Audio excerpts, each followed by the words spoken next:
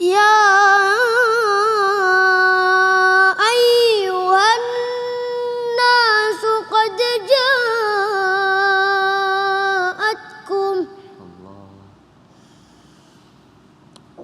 جاءتكم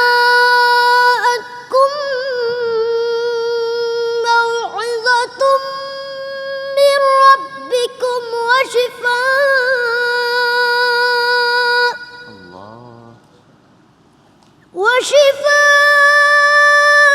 لما في الصدور وهدى ورحمة للمؤمنين. قل بفضل الله وبرحمته فبذلك فليفرحوا هو خير مما يجمعون.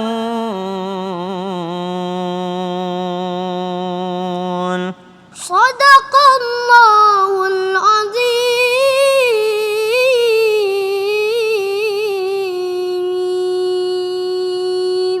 Sadaqallahul azim. Allahumma arhamna bil Qur'an.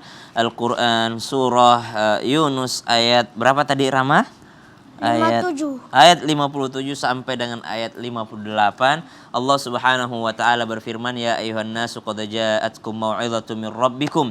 Wahai sekalian manusia, sungguh telah didatangkan, telah diturunkan bagi kalian, yakni pemberi peringatan, yakni wasyifaul lima fis sudur, dan obat daripada segala macam penyakit, penyembuh daripada segala macam penyakit yang ada di dada, ya wahuda warahmah, dan juga menjadi petunjuk dan juga menjadi rahmat Allah Subhanahu wa taala lil mukminin, bagi orang-orang yang beriman. Qul bi fadlillahi wa bi rahmah, dan dengan karunia tersebut fabidzalika falyafrahu, maka hendaklah kalian bergembira. Karunia apa sih yang Allah maksud di sini? Yang pertama, karunia yang dimaksud Allah Subhanahu wa taala adalah turunnya baginda Nabi sallallahu alaihi wasallam.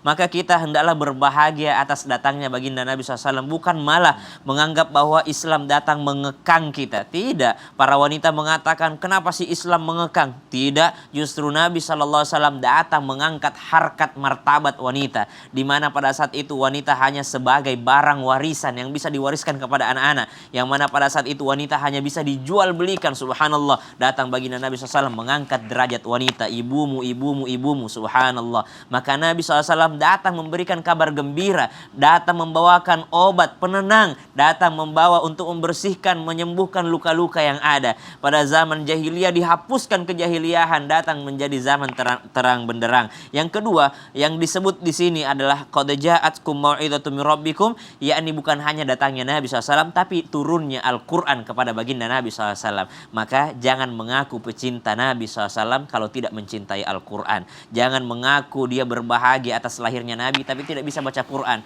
Dia tiap malam ikut maulidan tapi nggak bisa baca Fatihah. Nauzubillahi min dzalik. Maka belajarlah Al-Quran, itu adalah bukti kita cinta atas lahirnya baginda Nabi SAW. Terima kasih banyak Rama. Allahumma arhamna bil Quran. Jemaah. Oh jemaah. Alhamdulillah kita sudah memasuki bulan Rabiul Awal, dan bulan Rabiul Awal adalah bulan lahiran Nabi Muhammad SAW. Dan hari ini kita masuk bahas dalam tema Maulid. Kok jadi debat? Mengundang juga sosok inspiratif, yaitu Mas Kan Ramadhani. Masya Allah. Nah, saya mau bertanya nih ke Ustadz Maulana nih. Apa itu? Astagfirullahaladzim. Silakan. Kaget Ramadhaninya. Gimana sih?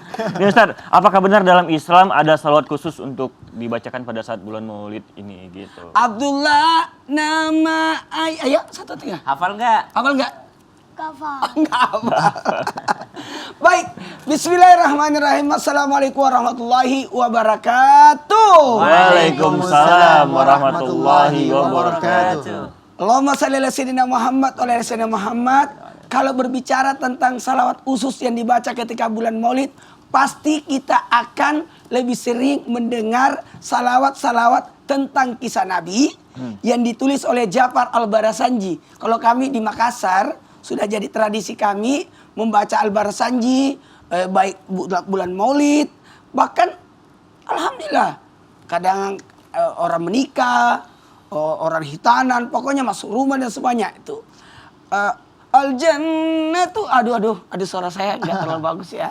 Menceritakan, bahkan ada Abdullah nama ayahnya, Aminah ibundanya, Abdul Abdul Muthalib Muthalib kakeknya. kakeknya, Abu Thalib pamannya. Ternyata ini pada saat penaklukan yang namanya Palestina, Masya Allah, Masjidil Aqsa yang dipelopori oleh Salahuddin Al-Ayyubi. Dan ternyata untuk penyemangat di sini dengan menceritakan kisah Nabi, lalu membuat naskah yakni sirah tentang mengagung-agungkan Rasulullah. Mau tahu kenapa? Karena kata Salahuddin Al-Ayyubi, dulu setiap perang menang. Tapi ternyata kita ini kenapa kendor, tidak ada semangatnya? Karena kita tidak bersama dengan Rasulullah. Maka dibuatkanlah sayembara dengan menulis kisah Nabi. Sehingga membuat jadi semangat. Ada salawat bentuk kecintaan. Makanya saya katakan tadi di awal acara bahwa ini adalah peringatan Maulid, yakni mengingat kisah Nabi, mengingat ajaran Nabi, mengingat sifat keteladanan Nabi, dan mengingatkan diri kita untuk mencintai Nabi besar Muhammad sallallahu alaihi wasallam. Ya Nabi, salam Alaika. Ya Rasul, salam Alaika. Ya Nabi. Ya Habib, salam Alaika Salawatullah alaika.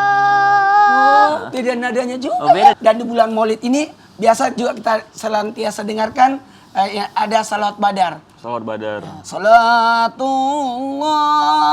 salamullah.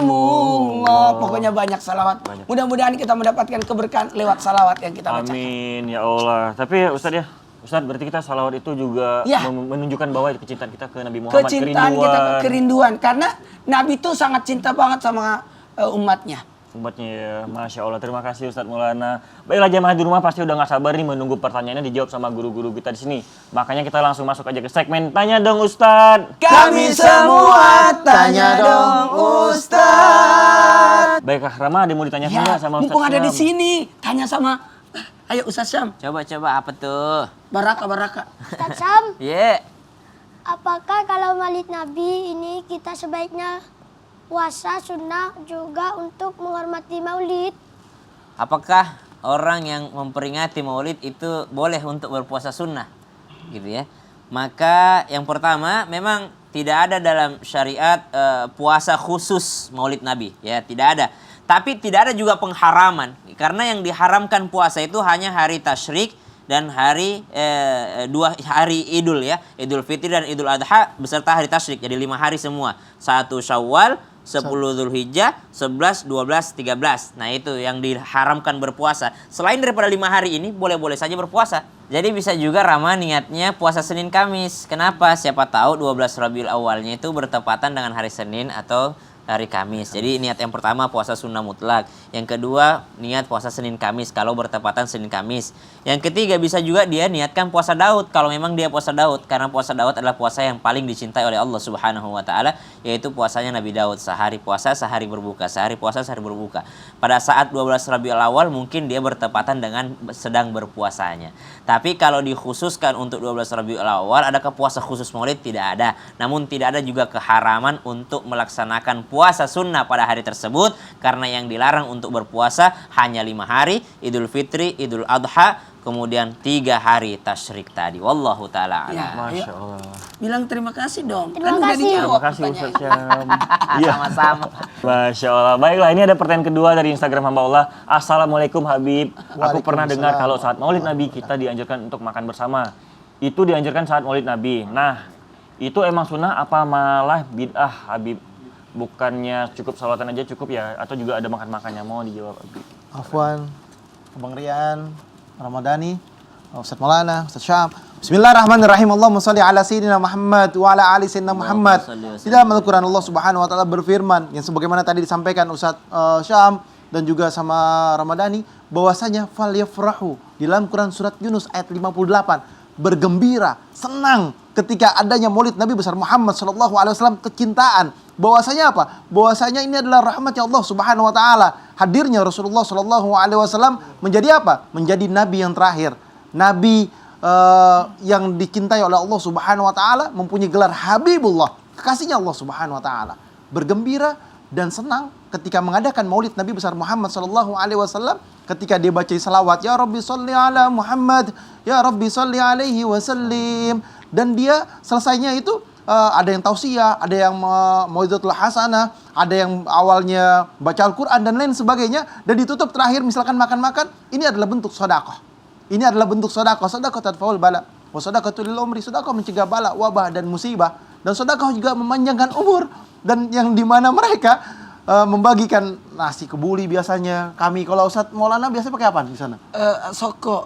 Soko itu apa? Soko itu beras ketan. Beras ketan. Nah, ada yang pakai beras ketan, ada yang pakai nasi uduk. Kalau misalkan di Jakarta pakai nasi ulam dan lain sebagainya. Adalah bentuk penghormatan kepada tamu-tamu yang datang, sama-sama mengagungkan Rasulullah, kecintaan terhadap Rasulullah. Falyafrahu, dia gembira, dia senang.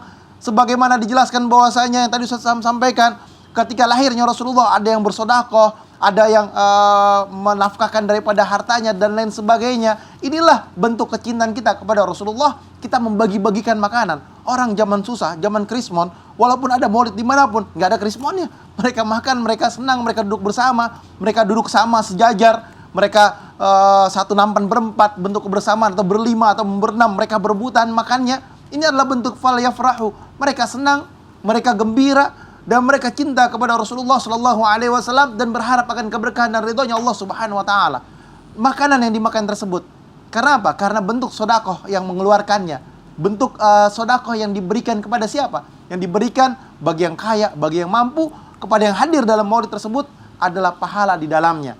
Karena apa? Karena ini satu menyenangkan, yakni mencintai, yakni apalagi menghormati, mencintai, menyenangi, menghormati lahirnya baginda Nabi besar Muhammad sallallahu alaihi wasallam adalah bentuk cinta kepada Allah Subhanahu wa taala.